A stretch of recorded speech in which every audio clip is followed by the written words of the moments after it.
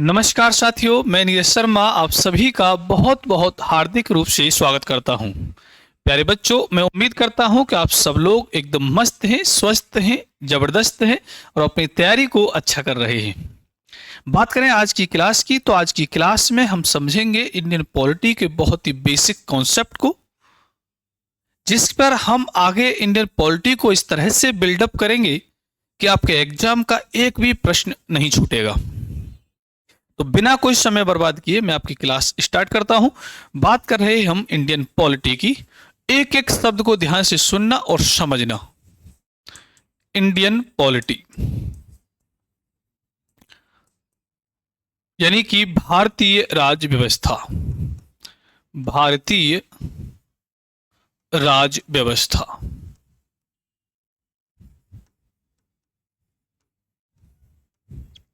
यहां पर आपको ये दो शब्द देखने के लिए मिल रहे हैं। एक है इंडिया यानी कि भारत, इंडिया, और दूसरा शब्द आपको दिख रहा है पॉलिटी। पॉलिटी यानी कि राज्य व्यवस्था। राज्य व्यवस्था। अगर हम बात करें कि इन दोनों शब्दों में मेन या मुख्य शब्द कौन सा है, तो वो है पॉलिटी। कैसे? अगर हम बात कर रहे होते अमेरिका की पॉलिटी की, तो इसी को कहते अमेरिकन पॉलिटी। अगर बात कर रहे होते चाइना की पॉलिटी की, तो हम कहते चाइनीज पॉलिटी।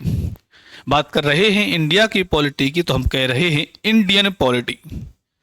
तो ये इंडिया, पाकिस्तान, अमेरिका, चाइना, जितने भी जिसकी हम बात कर रहे हैं, ये क्या रिप्रेजेंट कर रहा है? इंडिया रिप्रेजेंट कर रहा है यहां पर एक लोकेशन को ग्लोब पर, यानी कि एक स्टेट को ए स्टेट, एक राज्य। पॉलिटी शब्द कहां से आया है? पॉलिटी का मीनिंग क्या होता है?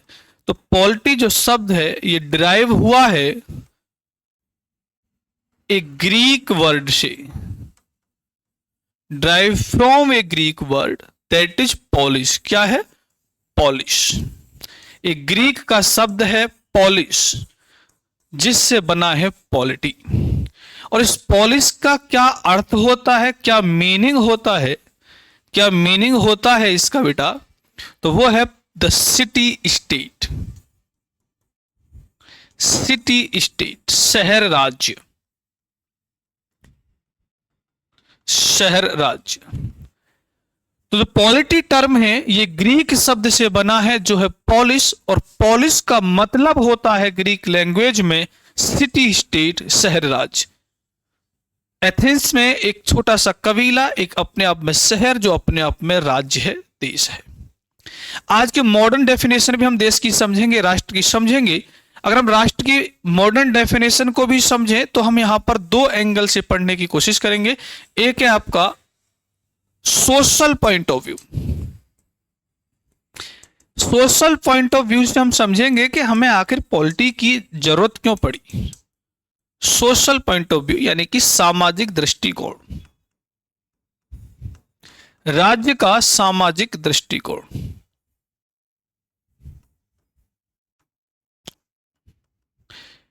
एक हम इसे समझेंगे पॉलिटिकल पॉइंट ऑफ व्यू से। स्टेट को एक हम समझेंगे पॉलिटिकल पॉइंट ऑफ व्यू से, यानी कि राजनीतिक दृष्टिकोण। राजनीतिक दृष्टिकोण। सबसे पहले हम समझते हैं सोशल पॉइंट ऑफ व्यू से, सामाजिक दृष्टिकोण से स्टेट क्या है। मैं अकेला कुछ नहीं कर सकता, मुझे आपकी आवश्यकता है। आप अकेले कुछ नहीं कर सकते, आपको मेरी आवश्यकता है। चलो गठबंधन कर लेते हैं। तो सोशल पॉइंट ऑफ व्यू से देखा जाए तो क्या है state? State is a form of human association. मानव निर्मित एक संगठन है। क्या है? A form of human association. मानव निर्मित एक संगठन है, मानव निर्मित संगठन, संघ है। कैसे निर्मित हुआ? आपको मेरी आवश्यकता है, मुझे आपकी आवश्यकता है, ऐसे ही सोसाइटी बनी, ऐसे ही समाज बना है। मुझे आपकी आवश्यकता है, आपको मेरी आवश्यकता है, कॉन्ट्रैक्ट कर लेते हैं। इसी को क्या कहते हैं? State is A thought of social contract, सामाजिक गठबंधन है। ए थॉट ऑफ सोशल कॉन्ट्रैक्ट,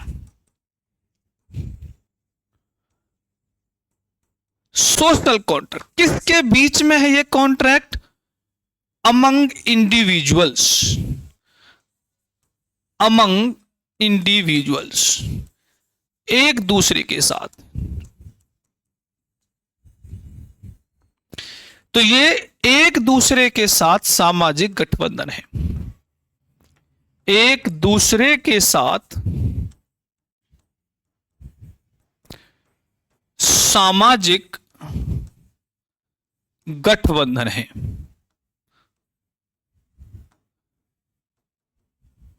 सामाजिक गठबंधन है। उद्देश्य क्या है सामाजिक गठबंधन का? What are the purpose of the social contract? तो इसका जो एम है,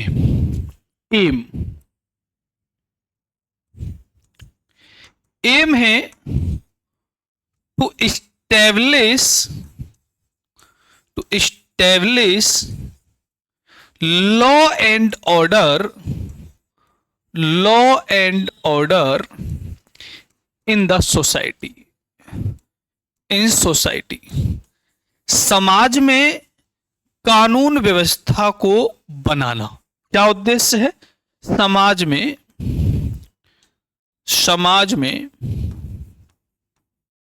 कानून व्यवस्था को बनाना।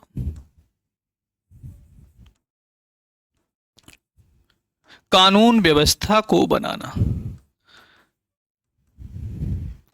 आप ताकतवर हो सकते हैं, कोई गरीब हो सकता है, कोई अमीर हो सकता है। तो एक दूसरे को एक ही समाज में सहूलियत से रहने के लिए हमें कानूनों की आवश्यकता होती है। तो क्या आपको नीड है इस सामाजिक कॉन्ट्रैक्ट की? एक पर्पज इसका यह है टू सेटल डिस्प्यूट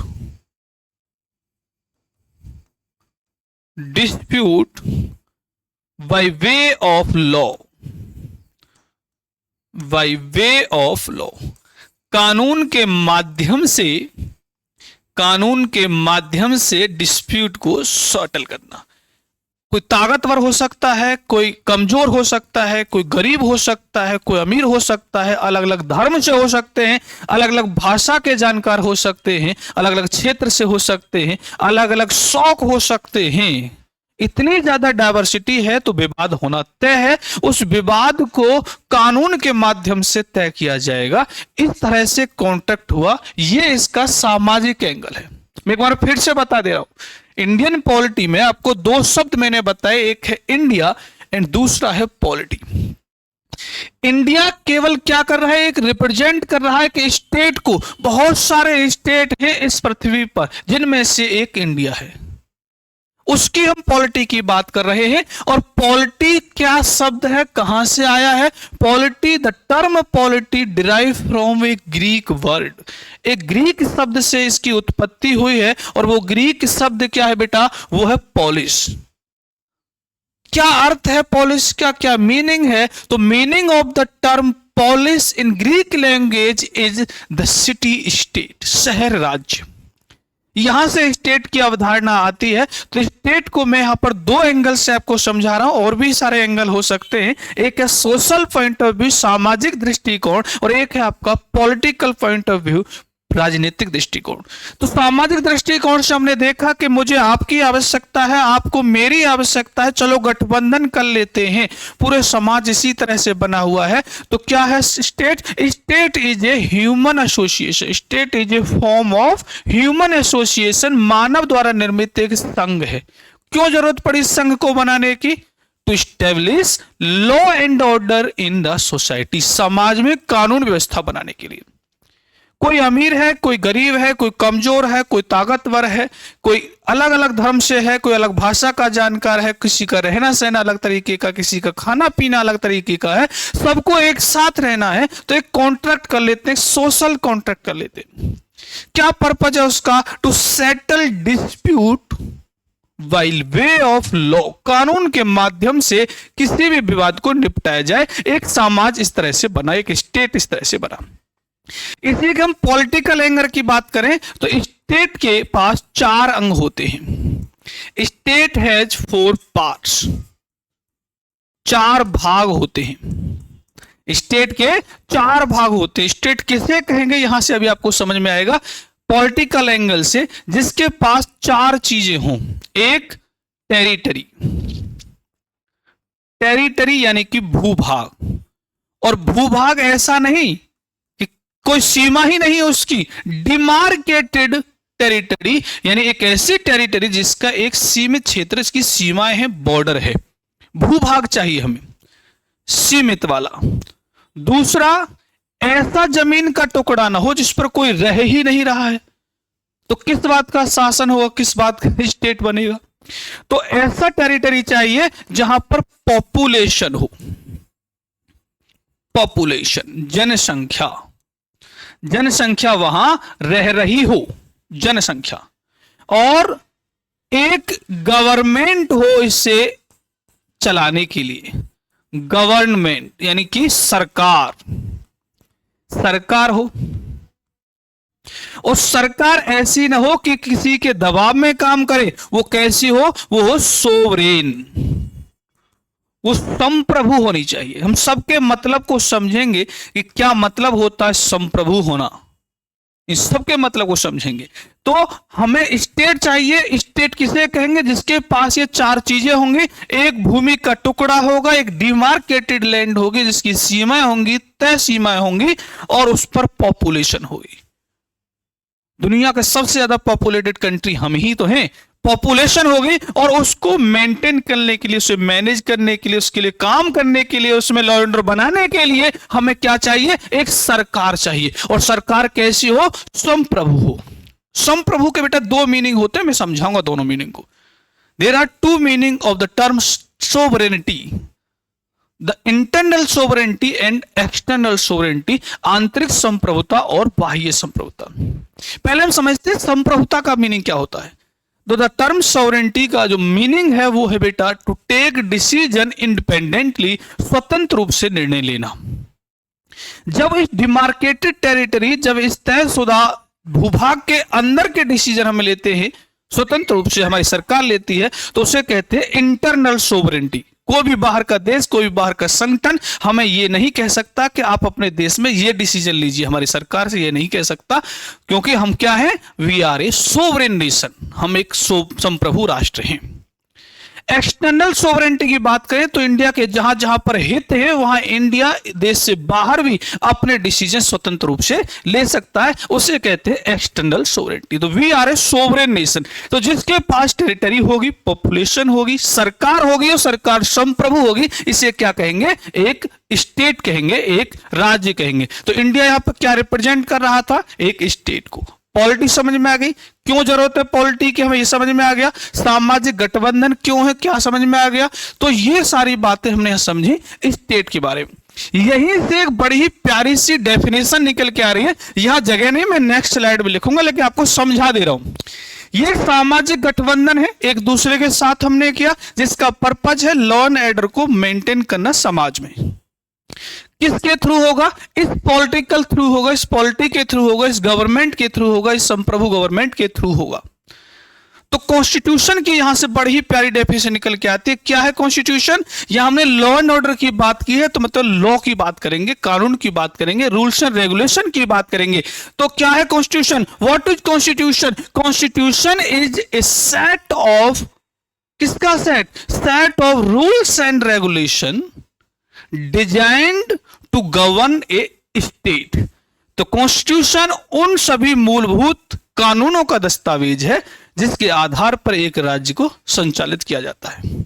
तो बात कर लेते हैं इसी की नेक्स्ट स्लाइड में, what is constitution. What is constitution?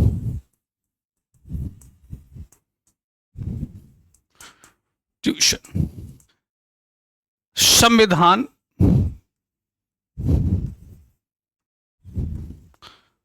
क्या है? तो एक कॉन्स्टिट्यूशन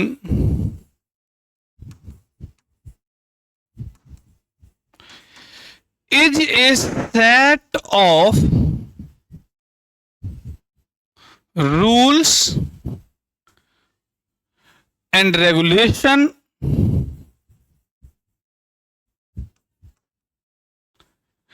designed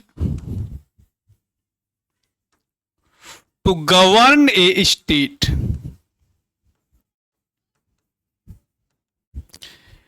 किसी राज्य को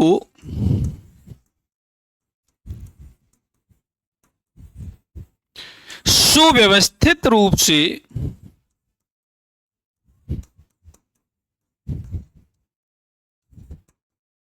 संचालन करने के लिए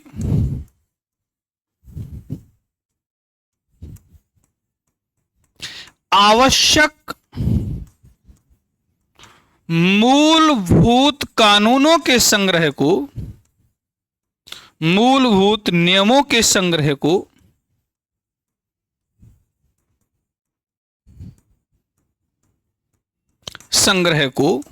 संविधान कहते हैं।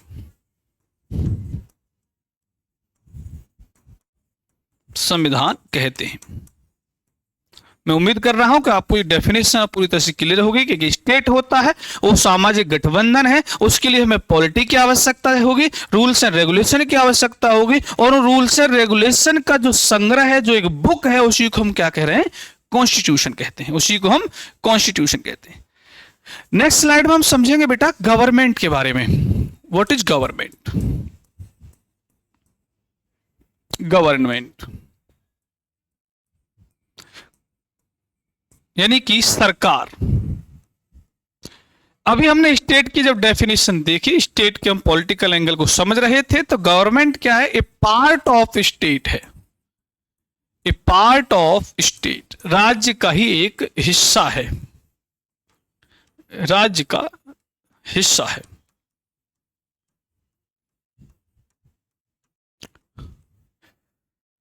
कहीं पर भी शासन करने के लिए आपको कुछ पावर चाहिए। तीन आपकी मोस्ट इंपोर्टेंट पावर होती हैं जो किसी पर भी शासन करने के लिए आपको चाहिए। चाहे देश का शासन हो, चाहे परिवार का शासन हो, चाहे एक मोहल्ले का शासन हो, चाहे आपका एक गांव का शासन हो, तीन चीजें चाहिए। वो तीन चीजें हैं कानून बनाने की शक्ति, कानून को पालन कराने की शक्ति और न्याय करने की शक्ति। तो उसी तरह से सरकार के बेटा कितने अंग हैं? तीन अंग हैं। सरकार के तीन अंग होते हैं। सरकार के तीन अंग होते हैं, और ये तीन अंग हैं आपके लेजिस्लेचर यानी कि विधायिका, और एग्जीक्यूटिव यानी कि कार्यपालिका,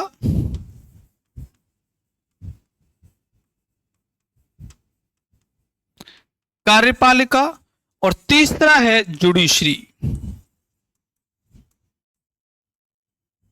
यानी कि न्यायपालिका।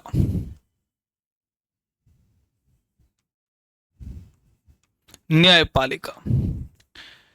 बात करें लेजिस्लेचर की, क्या एम है लेजिस्लेचर का? एम क्या है? लेजिस्लेचर का एम है टू मेक लॉ। क्या उद्देश्य है? टू मेक लॉ, कानून का निर्माण करना, कानून का निर्माण करना। एग्जीक्यूटिव का क्या है? कार्यपालिका का क्या है?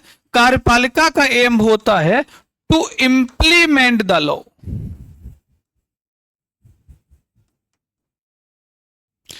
कानून का पालन कराना, कानून का पालन कराना। न्यायपालिका का क्या एम है? To check the law, to check the law.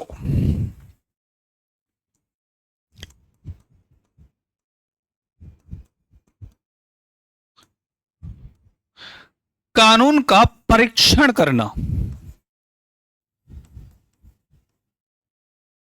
कानून का परीक्षण करना। ये तीन मोस्ट इंपोर्टेंट अंग हैं सरकार के, लेजिस्लेचर, एग्जीक्यूटिव, जुडिशरी। विधायिका, कार्यपालिका और न्यायपालिका। विधायिका का एम क्या है, क्या उद्देश्य होता है? टू मेक लॉ, विधायिका को कानून बनाने का काम दिया गया है। एग्जीक्यूटिव को, कार्यपालिका को उस कानून को लागू करने का काम है। जुडिशरी का, न्यायपालिका का उस कानून को चेक करने का, परीक्षण करने का काम है। यह आपका तीन अंग हैं सरकार के। भारत में विधायिका को क्या कहा जाता है? संसद कहते हैं। क्या कहते हैं? संसद, पार्लियामेंट। इसे बेटा पार्लियामेंट कहते हैं भारत में। संसद से भी सवाल बनते हैं कि संसद के कितने अंग हैं, तो अंग हैं तीन। अंग पूछे जाएं तो तीन हैं। कौन कौन से? लोकसभा, राज्यसभा और राष्ट्रपति। संसद के कितने अंग हैं? तीन अंग हैं। और सदन पूछे जाएं कि सदन कितने हैं, तो भारत में सदन है बेटा दो, लोकसभा और राज्यसभा। तो लेजिस्लेचर, जिसे भारत में पार्लियामेंट कहते हैं, संसद कहते हैं, तो संसद के सदन पूछे जाए तो दो हैं, लोकसभा और राज्यसभा। और अंग पूछे जाए तो तीन हैं। ये सारी बातें हम जब संसद पढ़ेंगे और अच्छे से विस्तार में करेंगे। बात करें कार्यपालिका में कौन आता है, तो कार्यपालिका में कौन आता है? तो प्रधानमंत्री, मंत्रिपरिषद और सभी कर्मचारी, सभी सरकारी अधिकारी।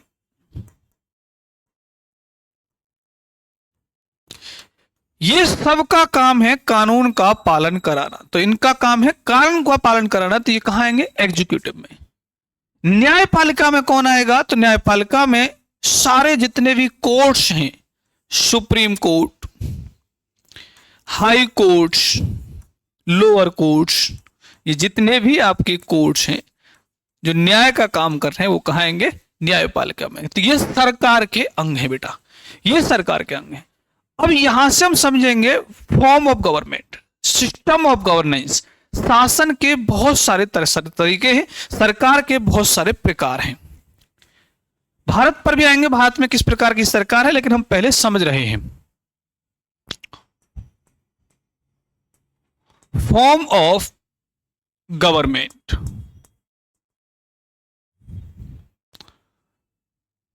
ये सिस्टम ऑफ गवर्नमेंट, सरकार की पद्धतियां, सरकारों के प्रकार।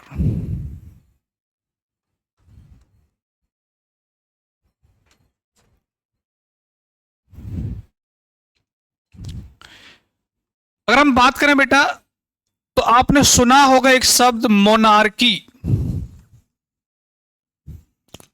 मोनार्किकल फॉर्म ऑफ गवर्नमेंट, यानी कि राजतंत्र। राजतंत्र दुनिया का सबसे पुराना ही तंत्र क्या है? तो वो राजतंत्र है, ओल्डेस्ट फॉर्म ऑफ गवर्नमेंट है। दुनिया का सबसे प्राचीन, सबसे पुराना तंत्र ही क्या है? तो वो बेटा मोनार्की है। किसे कहेंगे मोनार्की, उसकी हम बात करेंगे। सबसे पुराना तंत्र है, सिस्टम है, सबसे पुराना तंत्र। जब शासन की तीनों शक्तियां, शासन की कितनी शक्ति है? तीन शक्ति हैं। तीन शक्तियां कौन कौन सी? अभी हमने बात की थी तीनों शक्तियों की।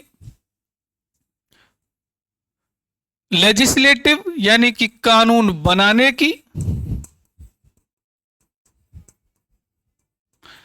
कानून के पालन कराने की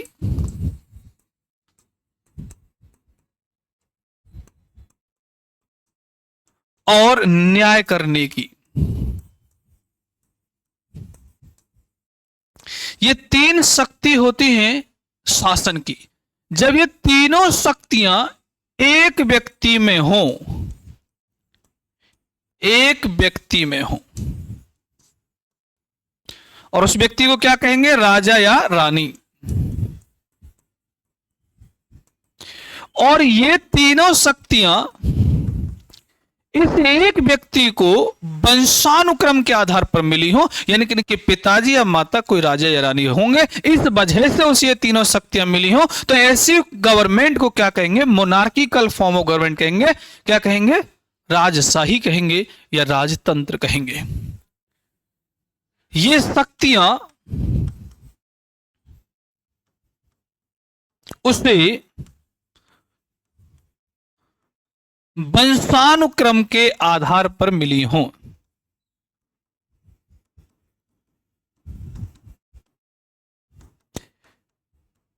वही कानून बनाएंगे, वही कानून को पालन कराएंगे और वही न्याय करेंगे। एक व्यक्ति ऐसा करेगा और वो शक्ति उससे इसलिए मिली है कि उसके माता या पिता कोई राजा या रानी थे, तो ऐसी सरकार को क्या कहेंगे? मोनार्किकल फॉर्म ऑफ गवर्नमेंट कहेंगे।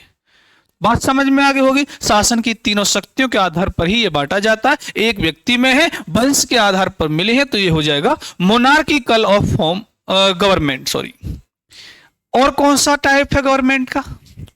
दूसरा हम देखते हैं बेटा डिक्टेटरशिप। डिक्टेटरशिप यानी कि तानाशाही। तानाशाही। जब ये तीनों शक्तियां कौन सी तीनों शक्तियां? शासन की तीनों शक्तियां।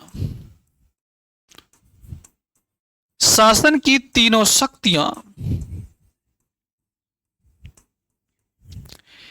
एक व्यक्ति में हो, एक में वहां पर भी थी, एक व्यक्ति में हो, तो अंतर क्या है देखेंगे अभी। एक व्यक्ति, व्यक्तियों नहीं, व्यक्ति एक व्यक्ति में हो और कैसे मिली हो? छीन करके, कू करके, विद्रोह करके, विद्रोह कर प्राप्त की गई हो। वहां पर वंश परंपरा से थी, यहां छीनी गई हैं। और ऐसे व्यक्ति को तानाशाह कहते हैं। और यह तानाशाह किसी के प्रति उत्तरदायी नहीं होता, किसी के प्रति उत्तरदायी, रेस्पॉन्सिबल नहीं होगा। तो ऐसे सिस्टम को क्या कहेंगे? डिक्टेटरशिप कहेंगे। कोई आपको नाम याद है क्या डिक्टेटर का? हाँ, मैं बता देता हूं, बहुत ज्यादा पूछे जाते हैं। उदाहरण, जर्मनी का हिटलर,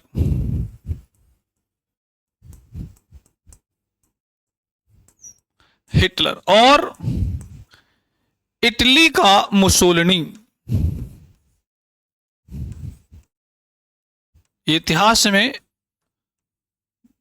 बहुत भयंकर रूप के डिक्टेटर रहे हैं, तानाशाह रहे हैं। तो तानाशाही किसे कहेंगे? जब शासन की तीनों शक्तियां ने विधायिका की, कानून बनाने की, कानून पालन कराने की और न्याय करने की, ये तीनों शक्तियां जब एक ही व्यक्ति में हो और वो व्यक्ति ने वो शक्तियां छीनी हो, विद्रोह करके प्राप्त की हो, ऐसा व्यक्ति तानाशाह कहलाता है। और ऐसी सरकार किसी के प्रति उत्तरदायी नहीं होती।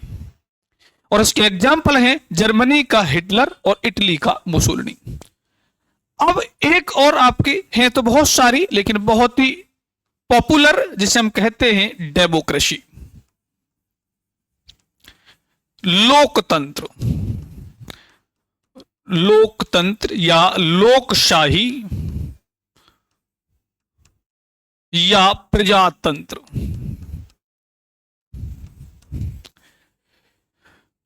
ये आपका नेक्स्ट फॉर्म है जो आजकल बहुत ज्यादा प्रचलित है। दुनिया भर में डेमोक्रेसी है, हमारे भारत में भी डेमोक्रेसी है। डेमोक्रेसी के भी अपने प्रकार हैं, उन सब पर हम बात करेंगे। डेमोक्रेसी, अभी बात करते हैं सत्ता के आधार पर। जब शासन की तीनों शक्तियां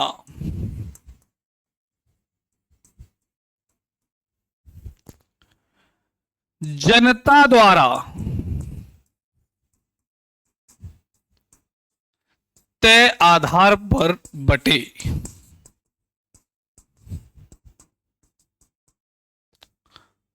उसको कहेंगे लोकशाही। जनता ने एक संविधान बनाया, जनता के द्वारा चुने हुए लोगों ने बनाया, और उसी के आधार पर शक्तियां बटी हुई है। किस तरह से जज अपॉइंट होंगे, किस तरह से प्रधानमंत्री अपॉइंट होंगे, किस तरह से एमपी चुने जाएंगे, किस तरह से एमएलए चुने जाएंगे, किस तरह से विधायिका बनेगी, किस तरह से कार्यपालिका बनेगी, किस तरह से न्यायपालिका काम करेगी। ये सारी की सारी बातें एक किताब में लिखी हैं जिसे हम कहते हैं कॉन्स्टिट्यूशन। और वो कॉन्स्टिट्यूशन बनाया है जनता द्वारा चुने हुए लोगों ने।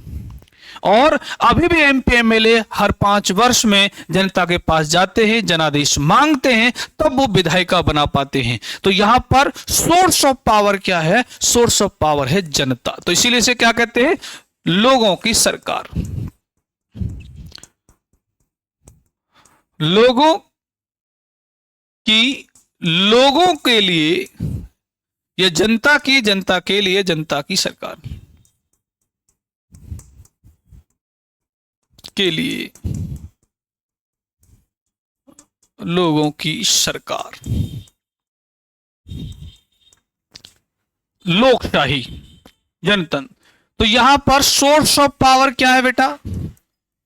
सोर्स ऑफ पावर यानी कि सत्ता का जो स्रोत है